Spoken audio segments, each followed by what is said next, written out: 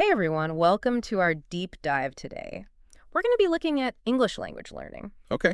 But, getting into some of the real nitty-gritty stuff, we found this fascinating YouTube video.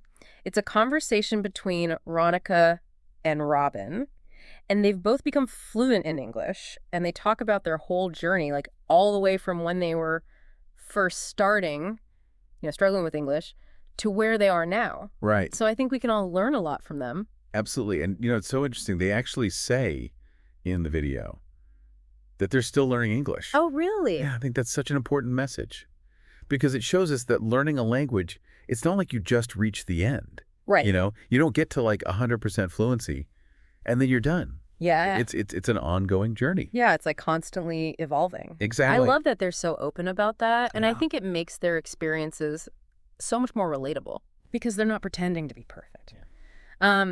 And speaking of their experiences, they talked a lot about their time, learning English in school. Okay. And one thing that really struck me was how much they both wish they had more opportunities to actually speak English in class. Oh, interesting. Isn't that the point? Yeah, you would think, right? Like, to learn how to actually communicate. Exactly. And that's something that comes up a lot in discussions about language education. There's this focus on memorizing all the grammar rules and vocabulary, but they don't always give you the chance to practice speaking. Yeah, it's like knowing all the ingredients, but not knowing how to cook. Yes, that's a fantastic analogy. So you're saying like you could memorize the whole dictionary, but if you don't know how to use those words in a real conversation, then what good is it? Right, and they even brought up this issue of some teachers struggling with their own English fluency.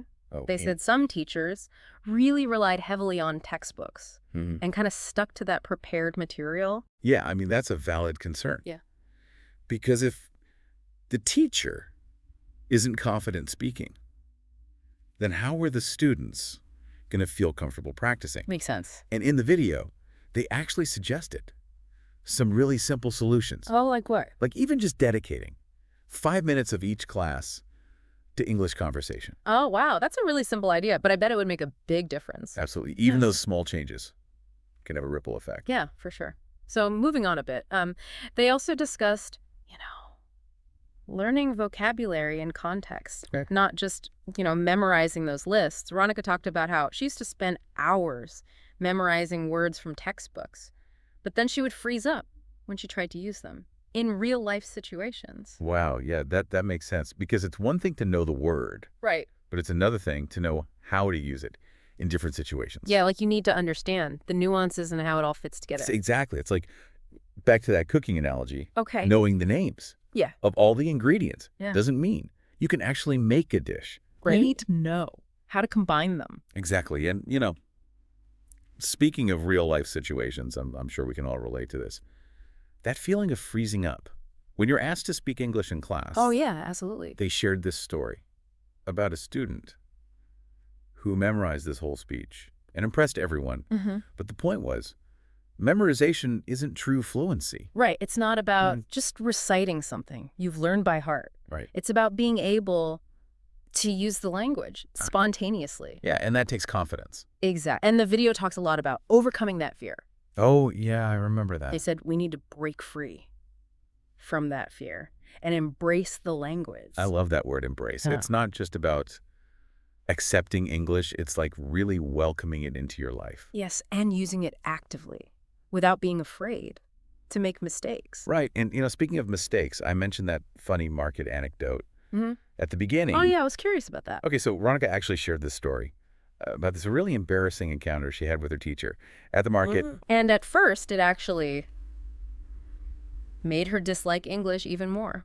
Wow. It's amazing how one negative experience can have such a big impact. It's true. But you know what I find inspiring is that she eventually chose to change her perspective. Yeah, like she turned that negative energy into fuel for her learning. Exactly. Instead of letting it define her whole relationship with English. She decided to embrace the challenge. Yeah. And she ended up becoming proficient. That's what we call a growth mindset. Right. It's about viewing those challenges Like this opportunity to learn and grow. So the video really emphasizes this idea of consistent practice being absolutely key. Yeah, they even encouraged viewers to go back and look at all the vocabulary that Yeah. they used and try to use it themselves. It's like they're giving us a call to action, not Nah. just telling us what to do, Yeah. but encouraging us to actually take those steps, Yes, it's about actively engaging with the not language. just listening passively. And that brings up a really interesting point that I think we should discuss next. So we were talking about that, consistent practice and really actively engaging with the language. Right, like taking action. Yeah. But let's kind of dig into that a little bit. Like, what does that actually look like? Because it's not just about, the quantity of practice, Yeah. but also the quality, right? Exactly. It's got to be the right kind of practice. And Ronica and Robin actually touched on this. It's about finding those methods and resources that really work for you as an individual. Yeah, like finding your own recipe for success in language learning. Right, because everyone's journey is unique. Exactly what works for one person might not work for another. And the video does a really great job of showing that. Ronica and Robin come from different backgrounds. They have totally different learning styles, but they both found their own paths to fluency. Right. And I think that's really encouraging for anyone listening who might feel like, oh my gosh, this is so overwhelming. I don't even know where to start. Yeah. It's a good reminder that there's no one right way. You can find what works for you. Exactly. I love that. And they also talked a lot about, the importance of celebrating progress. And Ronica specifically mentioned how for a long time she was afraid to speak English in public. Because she was worried Yeah. about making mistakes. Right. And I think that's something a lot of language learners can relate to. Yeah, that fear of Mm. being judged or sounding foolish. But it's so interesting that she realized that by avoiding those situations, she was actually holding herself back from making progress. It's like they were saying, the more you practice, Yeah. the more comfortable you'll become. Yeah. And those fears will start to fade away. And that's where the idea of embracing mistakes comes in. Yes, instead of seeing them Yeah. as like failures. See them as opportunities to learn. And speaking of mistakes, I'm curious, have you ever had any language learning mishaps? Oh, absolutely. You're willing to share. I remember this one time I was trying to order a coffee in Italian, Okay. and I accidentally asked for a gatto instead of a latte. We asked for a cat instead of coffee. Yeah, the barista looked at me so confused. I just wanted to disappear. Oh, that's hilarious. But it's a great example of how even experts make mistakes. Right? And sometimes Yeah. those mistakes can be our best teachers. Yeah. So we've been talking about practice, Mm. overcoming fear, embracing those mistakes. But what about those moments where you just hit a wall and you feel like you're not progressing? I think it's really important to remember that language learning isn't linear. Right. It's not always a straight line up. Exactly. There are going to be ups and downs, Yeah. plateaus and breakthroughs. It's a journey with all its twists and turns. So what advice would you give to someone who's feeling stuck? That's a good question. I would say first, be patient with yourself. Don't compare your journey to others.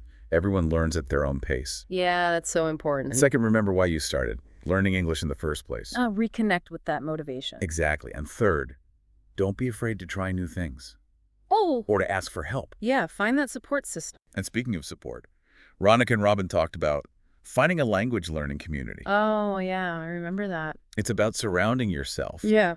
with people who understand the challenges and can offer encouragement. Whether it's a language exchange partner or an online forum or even a local conversation group. Right. Having that sense of community can make a huge difference. It's like having your own cheerleading squad for your language learning journey. Exactly. They're there to celebrate your wins and help you through the tough times. And speaking of celebrating wins, let's take a moment to think about what we've learned so far today. We've talked about that growth mindset, finding your own learning style, and embracing those mistakes. Yeah, what stands out to you? I think what really resonated with me was the idea of embracing spontaneity. Yeah, Ronica and Robin really emphasized that. Language isn't about being perfect. It's about expressing yourself authentically and connecting with others. I couldn't agree more. It's about moving beyond those textbooks and memorization and into real-life communication. So with that in mind, let's shift gears a bit Okay. and talk about what that real-life communication might look like. Okay. Because at some point,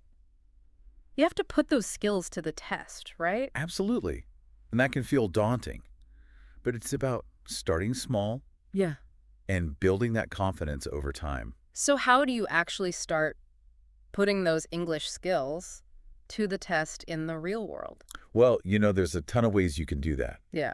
But one thing I always suggest is to think about the things you already enjoy doing and see if you can incorporate English into those activities. Oh, so like what kind of stuff? Well, if you're a movie buff, you could try watching English language films without subtitles Oh, yeah. or listen to podcasts like this one. Good idea.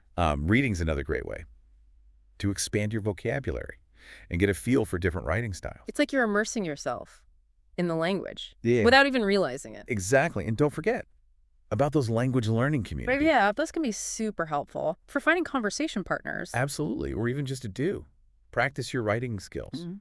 Right, so like you could join an online exchange group or go to local meetups Yeah. or even just strike up a conversation with an English speaker you meet. The key is to just Mhm.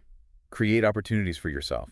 And don't be afraid to start small. Oh, absolutely. It doesn't have to be perfect, It's not about perfection. It's about progress. right? Every little interaction helps build your confidence and fluency. And celebrate those small wins. Every time you use a new phrase correctly, Yeah. or you understand a native speaker, give yourself a pat on the back. Yeah, those small victories are so important to stay motivated. So as we're wrapping up here, I want to shift the focus to you. Okay. Think about your own experiences, learning English. What have been your biggest challenges so far? I think for a lot of people, it's that fear of making mistakes. It's so easy to get stuck in your head, worrying about sounding silly It's natural. or using the wrong grammar. But remember what Ronica and Robin said. Embrace those mistakes. They're proof that you're trying, that you're learning, that you're pushing yourself outside of your comfort zone. And that's where that growth mindset comes into play. Exactly. Seeing those mistakes as opportunities to learn and grow. Everyone makes mistakes, even native speakers. It's part of being human. So true. The important thing is to keep practicing, keep learning, and keep striving to improve. And remember that learning a language, it's a journey, not a destination. There will be ups and downs, moments of frustration and moments of triumph. Absolutely. But it's all part of the process. Yeah. So before we go, I want to leave you with this thought. Okay. What's one small step you can take today to move forward on your English learning journey? Maybe it's revisiting some of the vocabulary we discussed, or trying a new learning app, or maybe it's finally striking up a conversation with that English-speaking neighbor you've been meaning to meet. Whatever it is, make that commitment to take that step. Because even the smallest action can make a big difference. Exactly. So keep exploring, keep practicing, and keep diving deep into this amazing world of English language learning. We'll be here to cheer you on every step of the way.